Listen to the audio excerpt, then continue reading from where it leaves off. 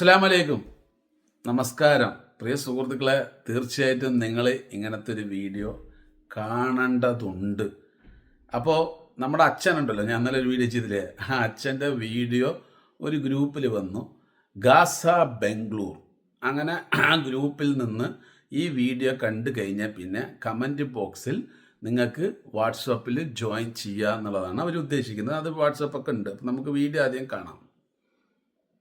ഈ അടുത്ത ദിവസങ്ങളിലൊക്കെ സോഷ്യൽ മീഡിയയിലൂടെ പ്രചരിക്കുന്ന ഒരു വീഡിയോ കണ്ടുവരാം. കൽപ്പറ്റയിൽ 16-കാരന് ക്രൂരമർദ്ദനം. ഫോൺ വിളിച്ചു വരുത്തി ഒരു സംഘം വിദ്യാർത്ഥികൾ മർദ്ദിക്കുകയായിരുന്നു. മുഖത്തും തലയ്ക്കും പുറത്തും വടികൊണ്ട് അടിക്കുന്നതും നമ്മൾ ഒരുപാട് കണ്ടതാണല്ലോ.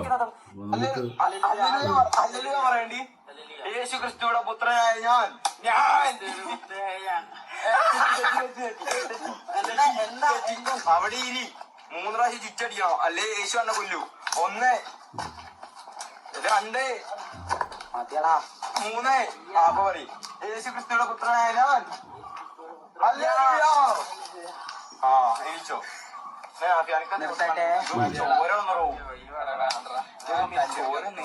നിർത്തിക്കോട്ടെ, എനിക്ക് പേടിച്ചിട്ടാ. ആരെങ്കിലും പൈസ ഉണ്ടോ? ഒരു ഡോഗ് എന്റെ ഇല്ലടാ, എനിക്ക് ഞാൻ വന്നപ്പോ അറിഞ്ഞില്ലേ. നേരോടെ നിർഭയം നിരന്തരം സത്യങ്ങൾ വിളിച്ചു പറയാൻ യാതൊരു മടിയും കാണിക്കാത്ത വാർത്തകൾ മുക്കില്ല എന്ന് അവകാശപ്പെടുന്ന ഏഷ്യാനെറ്റ് ന്യൂസ് എന്താണ് സംഭവിച്ചത്? ആരെയാണ് നിങ്ങൾ ഭയക്കുന്നത്? ക്രൈസ്തവ വിശ്വാസിയായ ഒരു കുട്ടീനെ വളഞ്ഞിട്ട് ആക്രമിച്ച് താൻ ആരാധിക്കുന്ന യേശുക്രിസ്തുവിന്റെ നാമം വിളിച്ച് അവഹേളിക്കുന്ന ഒരു കൂട്ടം കുട്ടികൾ.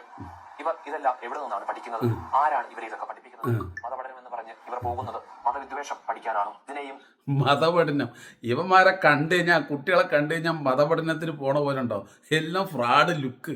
എന്നിട്ട് ഈ അച്ഛമെന്ന് പറയാണ് ഇത് മദ്രസയിൽ പഠിച്ചിട്ട് വന്നാണെന്ന്. എങ്ങനെയുണ്ട്?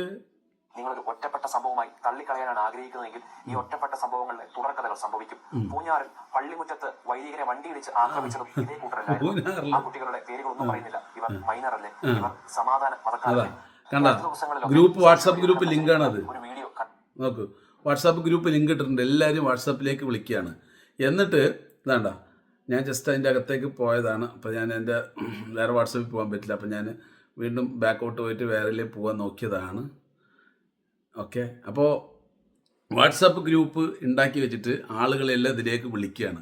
വിളിച്ചിട്ട് എന്ത് ചെയ്യുകയെന്ന് വെച്ച് കഴിഞ്ഞാൽ, ഇന്ത്യയിൽ നല്ല ലോകത്ത് എവിടെ മുസ്ലിങ്ങൾ എന്ത് തെറ്റ് ചെയ്താലും അതെടുത്തിട്ട് കൊടുക്കും. ഇതാ കണ്ടില്ലേ, ഇതാണ് ഇവന്മാർ ഇന്ത്യക്ക് ആപത്താണ്, നമ്മുടെ കേരളത്തിന് ആപത്താണ്, ഇവന്മാർ തീവ്രവാദം വളർത്തുകയാണ്. ആ തല്ലിയ ചെക്കന്മാരെ കണ്ട മദ്രസയ്ക്ക് പോകുന്ന പോലെ എന്തെങ്കിലും ഒരു ലുക്ക് ഉണ്ട്. അവന്മാരെ എല്ലാം ഫ്രോഡുകളായി നടക്കുന്നതാണ്. ഓക്കെ, അതിന് മദ്രസയിൽ നിന്ന് പഠിച്ചതാണെന്ന്. അതവിടെ കിടക്കട്ടെ, അതൊരു വിഷയമായില്ലേ. ഇനി നമുക്കൊരു പോസ്റ്റ് കാണാം. ഈ പോസ്റ്റിൽ എന്താണ് നിങ്ങൾ കാണുന്നുണ്ടോ?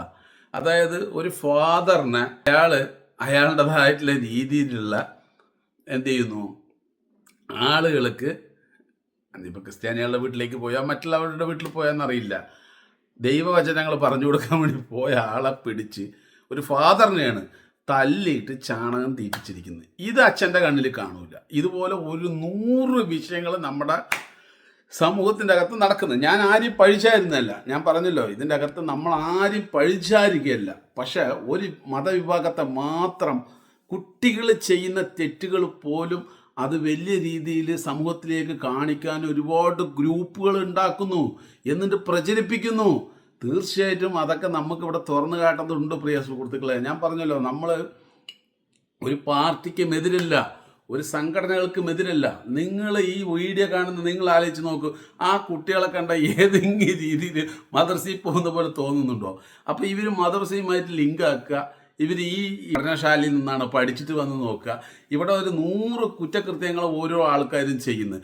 സ്വന്തം അമ്മ പാറയിലിട്ട് കുട്ടികളെ കൊല്ലുന്നു കാമുകന് വേണ്ടിയിട്ട്. എന്തെല്ലാം വൃത്തികേടുകൾ ചെയ്യുന്നു. ഇതെല്ലാം വന്നിട്ട് ആരെങ്കിലും എടുത്ത് കാണിച്ചിട്ട് അതുകൊണ്ട് ഇങ്ങനെ അവർ ചെയ്യുന്നുണ്ടെന്ന് പറയാൻ പറ്റുമോ? ഇത് മറ്റുള്ള മതക്കാർ ചെയ്തപ്പോൾ ഞാനടക്കം ദിവസം വരുന്ന വിഷയങ്ങൾ, വാർത്തകൾ ഇവിടെ കൊണ്ടെന്ന് എനിക്ക് കാണിക്കാം. പക്ഷെ അതൊരു ഭൂരിപക്ഷം മതക്കാരെ അപമാനിക്കുന്ന രീതിയിലാവും. മനസ്സിലായി? അപ്പം ഞാനും ഇവരും ചെയ്യുന്നത് ഒരേപോലെയാവും. പക്ഷെ എനിക്കത് അങ്ങനെ ചെയ്യാൻ കഴിയില്ല. ഇവർക്ക് എങ്ങനെ വേണമെങ്കിലും മുസ്ലിങ്ങൾക്കെതിരെ ചെയ്യാൻ പറ്റും. ഇവർ ചെയ്യുന്നത് കൊണ്ട് തെറ്റില്ല. അത് ചില ആളുകൾ, ചില തീവ്ര ചിന്തയുള്ള ആളുകൾ, ഇതിലെല്ലാം മുസ്ലിങ്ങളും പെടൂല. നമ്മളത് മനസ്സിലാക്കണം. ഇങ്ങനെയുള്ള ആൾക്കാരെ ഒറ്റപ്പെടുത്തണം, മുസ്ലിം സമൂഹം അതിന് തയ്യാറാകണം എന്നുള്ള രീതിയിലേക്ക് നമുക്ക് പ്രചരിപ്പിക്കാം. വിഷയമല്ല. അപ്പോൾ നമ്മളെപ്പോലുള്ള ആൾക്കാരൊന്നും വരേണ്ട ആവശ്യമില്ല. ഇപ്പോൾ ചില ആൾക്കാർ വീഡിയോ ചെയ്യുന്നുണ്ടാവും എന്നിട്ട് നിങ്ങൾ സംഖ്യ എന്നൊക്കെ പറഞ്ഞിട്ട്. അപ്പോൾ അവരുടെ ചിന്ത സംബന്ധിച്ചോളം സംഖ്യ എന്നുള്ളൊരു വ്യക്തികൾ വേറെ വിഭാഗമാണെന്നുള്ള ഒരു മൈൻഡാണ്. പക്ഷേ ഇത് ഭൂരിപക്ഷമുള്ള ആൾക്കാർ വോയിസ് കേൾക്കുമ്പോൾ എല്ലാ ഹിന്ദു മതക്കാരെയാണോ പറയുന്നത് എന്നുള്ളൊരു മൈൻഡ് സെറ്റിലേക്ക് വന്നിട്ട് അവരോടൊപ്പം ചേരാനുള്ള ഒരു സാധ്യതയുണ്ട്. ഈ കമൻ്റ് ഇടുന്നവനക്കെതിരെയൊക്കെ കമൻ്റ് ഇടാനും വീഡിയോ ഇടാനൊക്കെ സാധിക്കും. അപ്പം ഞാൻ പറഞ്ഞു വന്നത് ഇത്രയേ ഉള്ളൂ.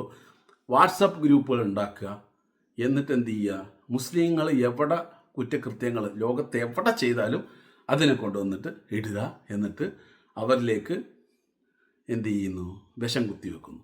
അതാണ് നമുക്കിവിടെ കമൻറ്റ് ബോക്സിലും എല്ലാം കാണാൻ കഴിയുന്നത്. അത് കുറ്റം പറഞ്ഞിട്ട് കാര്യമില്ല. ചില പരനാറികൾ മതമാണെന്ന് പറയുമ്പോൾ തീർച്ചയായിട്ടും ഇത് കേൾക്കുന്ന നോർമലായിട്ടുള്ള ആളുകൾക്ക് പോലും ഇവന്മാർക്ക് മാത്രം മതമുള്ള, ഞങ്ങൾക്കൊന്നും മതമില്ലേ തോന്നും. ആലോചിച്ച് നോക്ക്. അപ്പം ഇങ്ങനത്തെ പ്രസംഗങ്ങളൊക്കെ കുഴപ്പങ്ങളാണ്. അവന്മാരെ എല്ലാം പിടിച്ച് ശരിക്കും തന്നെ എന്ത് ചെയ്യണമെന്നറിയോ, ബുർജ് ഖലീഫിനെ മുകളിൽ നിർത്തിയിട്ട് തുണിയില്ലാതെ നിർത്തിയിട്ട് ചന്തിക്കിട്ട് അടിക്കണം. മതമാണ് നിൻ്റെ പ്രശ്നം, അതാണ് ഇല്ലേ? എന്താ ചെയ്യും, ഓരോ വെട്ടവളിയന്മാർ വന്നിട്ട് മനുഷ്യർക്ക് സ്ഥിരവുമില്ല. അപ്പോൾ പ്രിയ സുഹൃത്തുക്കളെ, നിങ്ങളുടെ വിലപ്പെട്ട അഭിപ്രായം കമൻറ്റിൽ പറയുക.